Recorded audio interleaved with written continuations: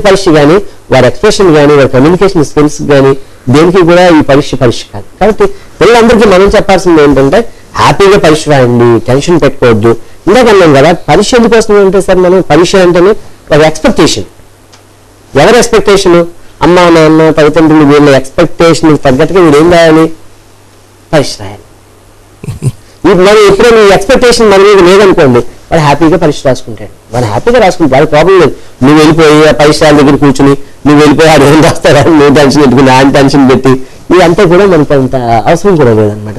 Tenth రాయచ్చు హ్యాపీని చక్కగా రాసుకునేవాడిని వాడిని చాలా బాగా రాస్తాడు. ఇప్పుడు మన ఎగ్జామినేషన్లో మనం పిల్లలకు చెప్పాల్సింది ఏంటంటే ఒక బ్రీతింగ్ టెక్నిక్ చెప్పాలి సార్. మనం ఇప్పుడు జనరల్గా టెన్షన్ వచ్చేసింది అనుకోండి, నాకు టెన్షన్ ఉంటుంది. టెన్షన్ ఉంటే మనం ఏం చేయాలి? ఏం చేస్తాం? టెన్షన్ కానీ మనం తెలియకుండానే బోల్ పొరపాట్లు చేసేస్తాం. కోపం వస్తుంది. ఆ కోపంలోనే మీరు ఏం చేస్తారు? ఎవరినో ఒక మాట అంటారు, ఏదో చెయ్యి సుతారు, అక్కడి నుంచి వాడు చెయ్యి సుతారు, దెబ్బకి వస్తాం. ఆ టెన్షన్ వచ్చిన వెంటనే మనం ఆ టెన్షన్లో కోపగించుకోకుండా బ్రీతింగ్ అంటే జనరల్గా ఏం చేస్తామంటే సార్ మనం ఇది చెయ్యి పొట్ట మీద పెట్టుకుని అంటే కొంచెం ఇది హెడ్ అనమాట, కొంచెం ప్యారలల్గా కొంచెం తలకాయ పైకి పెడితే కాన్సన్ట్రేషన్ ఎక్కడ వస్తుందంటే మనకి మీదికి వస్తుంది అనమాట. అప్పుడు మనం ఇక్కడ పెట్టుకుని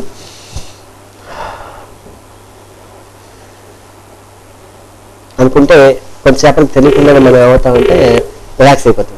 ఎంత పెద్ద ప్రాబ్లం ఉన్నా మీరు ఒకసారి ట్రై చేసి చూడండి.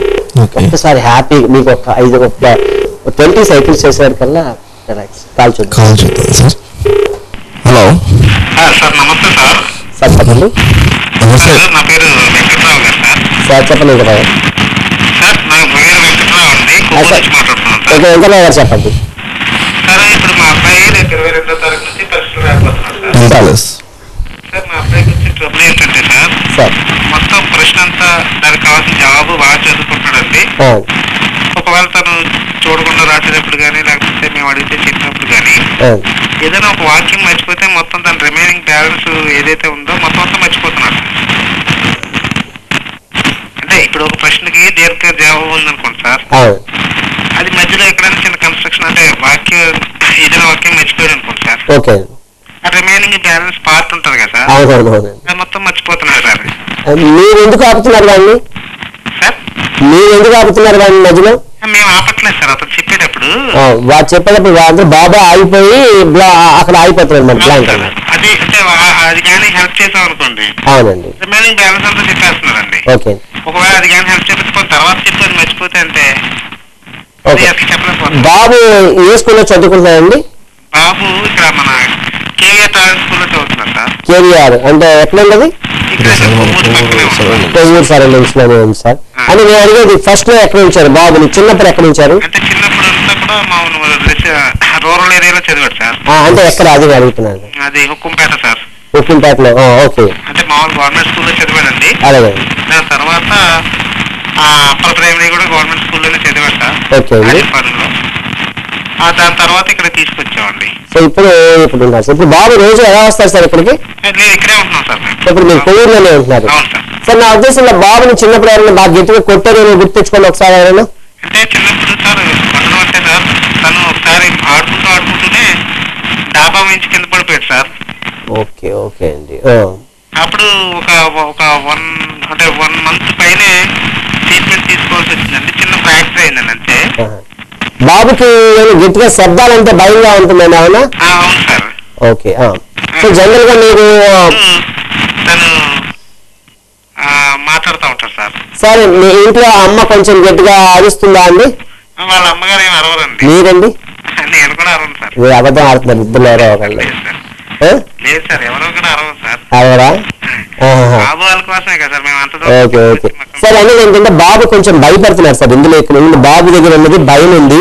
ముందు బాబుని మీరు కూర్చోబెట్టి ఒక రోజు సరదాగా ఇవాళ సాయంకాలం గోదావరి రోడ్డుకి ఎక్కడికి మన రేవు దగ్గర తీసుకెళ్ళి చక్కగా హ్యాపీగా అక్కడ 10 నిమిషాలు బాబుతో ఆడండి.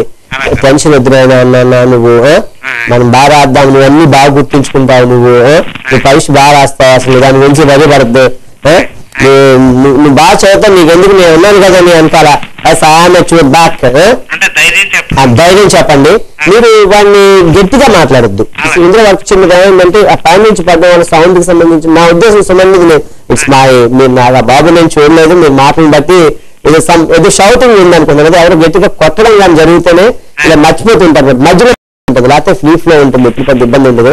బాబుతో మీరు ప్రేమగా మాట్లాడండి, ఇద్దరు కూడా తీసుకెళ్ళమన్నారు కదా, ఒక్కళ్ళే కాదు, ఇద్దరు అమ్మ నాన్న కలిసి తీసుకెళ్ళండి, అది భుజంని చేసి తీసుకెళ్ళండి, మాట్లాడండి, వాడితో ఒక అరగంట సేపు ఇవాళ మీరు ఆడుకోండి చక్కగా, మర్చిపోండి ఇవాళ ఎగ్జామినేషన్ 22వ తారీఖు ఎగ్జామ్ గురించి ఆలోచించొద్దు.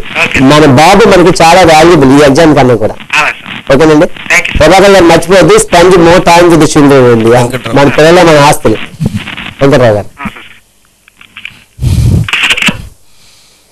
సాధారణంగా మనం ఇప్పుడు మీరు చెప్పిన బట్టి ఈ కాలర్స్ చూస్తున్న దాన్ని బట్టి పిల్లలు పేరెంట్స్ ఎంత చేరువుగా ఉండి వాళ్ళు ఎంత క్లోజ్గా మూవ్ అయితే, ఒక ఫ్రెండ్స్ లా ఒక ఫిలాసఫర్ లాగా మూవ్ అయితే గానీ పిల్లలు చాలా హ్యాపీగా ఉంటారు అనేది మీరు చెప్పారు. ఇట్స్ నాట్ ఫిలాసఫర్ అండి, ఈ షుడ్ బి ఎ ఫ్రెండ్. ఇవాళ ఏమన్నా 14 సంవత్సరాలలోపు పిల్లల్ని, అంటే జనరల్ వేరే సేయింగ్ ఉందండి, 14 సంవత్సరాలలోపు పిల్లల్ని మనం ఒక బానిసలాగా చూడాలట. 14వ సంవత్సరం అంటే one he is in the teenage నుంచి దాటి అడాల్సెంట్ లోకి వచ్చాక వాడిని ఫ్రెండ్ లాగానే చూడాలి. ఇద్దరికి ఏంటంటే ఒక 10 మంది పిల్లలు ఉండేవాడు సార్, ఆ 10 మంది పిల్లల్ని వాడంతా వాడు పెరిగేవాడు, మన తరంలోని ముందు తరంలో. ఇప్పుడు అలా కాదు, ఈ తరాన్ని మనం దగ్గరుండి భుజంని చేసి మనం నడిపించుకుంటూ ముందుకి తీసుకెళ్లాల్సిన నైతిక బాధ్యత కూడా మన మీదే ఉంది. ఎందుకంటే పిల్లల్లోని ఆ ఒంటరితనం ఉందండి, పూర్వంలో ఆ ఒంటరితనం ఉండేది కాదు. ఎందుకని 4-5 తమ్ముళ్ళు పిల్లలు బోలు మంది ఇంట్లో చాలా మంది, వాళ్ళన్నీ కూడా న్యూక్లియస్ ఫ్యామిలీస్, ఇద్దరే ఉంటారు, భార్యాభర్తలు, గొడవలు ఇంట్లో, వారికి తెలియకుండానే ఇంట్లో ఏముంటుంది అనమాట అండి, భార్యాభర్తలు కొట్టుకుంటే ఆ రికార్డింగ్ అంతా ట్రాన్సాక్షన్ అనాలిసిస్ అని ఉంటుంది అనమాట. భార్యాభర్త కొట్టుకున్న తిట్టుకున్న ఆ రికార్డింగ్ అంతా ఏమవుతుందని పిల్లల మీద పడిపోతుంది. పడిపోయినప్పుడు ఏమవుతుందని పిల్లలకి చిన్నది కూడా శబ్దంగా ఉన్నా వాళ్ళు అసలు దాన్ని బ్లాంక్ అయిపోతుంది, చిన్న శబ్దం ఉంటుంది అనుకోండి బ్లాంక్ అయిపోద్ది అనమాట, అది కూడా టెన్షన్ వచ్చేస్తుంది పెద్ద శబ్దం విన్నా. అంటే వాటిని మనం పెయిన్స్ అని చెప్తాం అనమాట మేము అనమాట. అలాంటివి కూడా సందర్భం ఉంటుంది, కానీ భయాలు ఉంటాయి పిల్లలు తెలియకుండా ఇటువంటివి. కొట్టుకుంటే ఏమవుతుంది అనుకోండి, కొట్టుకుంటే అది మన స్వామి చెప్తారనమాట, పెళ్ళైన కొత్తలో భర్త మాట భార్య ఉంది, 2వ సంవత్సరం భార్య మాట భర్త విన్నాడు, 3వ సంవత్సరం వీళ్ళిద్దరి మాటలు ఆ వీధిలో ఉన్న వాళ్ళంతా విన్నారు అంటారు. ఈ వీధిలో ఉన్న వాళ్ళు కాదండి, ఇప్పుడు ఈ పిల్లల మీద పడడం వల్ల ఆ ప్రభావం ఏమవుతుంది పిల్లల మీద చాలా ఉంటుంది. ఇవాళ పిల్లలు బాబుని తీసుకొచ్చి అక్కడి నుంచి మనం ఒకే ఊరు వెళ్ళరా అంటే కూడా ఇవాళ మన పిల్లలు ధైర్యంగా వెళ్ళాలి. భయం అనమాట, టెన్షన్ ఉంటుంది. మన పెంపకంలో కూడా చాలా లోపాలు ఉన్నాయి సార్. ఇంకా మనం బ్రాడర్ గా పెంచాలి, పిల్లలకి ఇంకా దగ్గరగా ఉండాలి. జనార్దన్ మహర్షి చెప్తాడు, మా పాప తన పక్కన ఎప్పుడో కుక్క బొమ్మ పెట్టుకుంటుంది రాత్రి పడుకోబోయే ముందు, నాకు ఆ కుక్క బొమ్మను జనార్దన్ మహర్షి చెప్తాడు, నాకు కుక్క బొమ్మను చూసినప్పుడల్లా అనిపిస్తుంది, ఆ కుక్క కళ్ళు నాకే చూస్తూ నువ్వు నాలాగా నీ పాపకి ఎందుకు దగ్గర కాలేకపోయావు అని నన్ను అడుగుతున్నట్టు ఉంది అంటాడు. చూడండి, అంటే కుక్క కళ్ళు కూడా అడుగుతున్నాయి అనమాట, నువ్వు నాలాగా నా కూతురు నా పక్కన ఎందుకు పడుకోబెట్టుకోలేకపోతున్నాను. సో లోపం ఉందన్నమాట ఎక్కడో.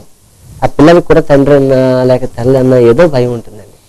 ఆ భయం ఆ హద్దులు మనం చెప్పాలి. టీచర్గా కూడా టీచర్ ఉండొచ్చు, నేను అది స్ట్రిక్ట్ గా ఉండకూడదని నేనేమి చెప్పను, బట్ టీచర్ కూడా ఎలా ఉండాలన్నమాట అండి, పిల్లలకి ఒక తనకన్నా కష్టం వస్తే నా మాస్టర్కి చెప్పుకోవాలి, నా మేనేజ్మెంట్కి చెప్పుకోవాలి అన్నంత ఉండాలి. కానీ వాళ్ళ మేనేజ్మెంట్స్ ఏమైపోతున్నాయంటే స్ట్రిక్ట్ గా ఉండకపోతే పేరెంట్ వేరెక్కేస్తాడో భయంతాడేమో, మేనేజ్మెంట్ ఏమైపోతున్నారంటే రిజల్ట్ అయిపోతారు. టీచర్లు అందరూ కూడా ఏంటంటే మనం ఎక్కువ పిల్లలతో కొన్ని ప్రేమగా ఉంటే వాడు మన మాట వినని వాళ్ళు రిజల్ట్ అయిపోతున్నారు. సో పిల్లలకి చెప్పుకోవడానికి కోసం ఒక తోడు లేకుండా పోయింది సార్. దానివల్ల కూడా పిల్లలు మనకి బాగా స్ట్రెయిన్ ఫీల్ అవుతారు, స్ట్రెయిన్ ఫీల్ అయితే బాగా చదవాలి. ఇప్పుడు మన కాలర్స్ లో కూడా ఇదే విషయాన్ని గమనించి పేరెంట్స్ మరి రాంప్రసాద్ గారు, మన ప్రముఖ సైకాట్రిస్ట్ రాంప్రసాద్ గారు చెప్తున్నట్టుగా పేరెంట్సే ఎక్కువగా కేర్ తీసుకోవాలి పిల్లల మీద అనేది. ఈ విషయాలపై మరింత సమగ్రంగా చర్చించుకునే ముందు మన ఈ సుమారేషన్ అందిస్తున్న ఈ చర్చా ప్రోగ్రాంలో చిన్న బ్రేక్ తీసుకుందాం.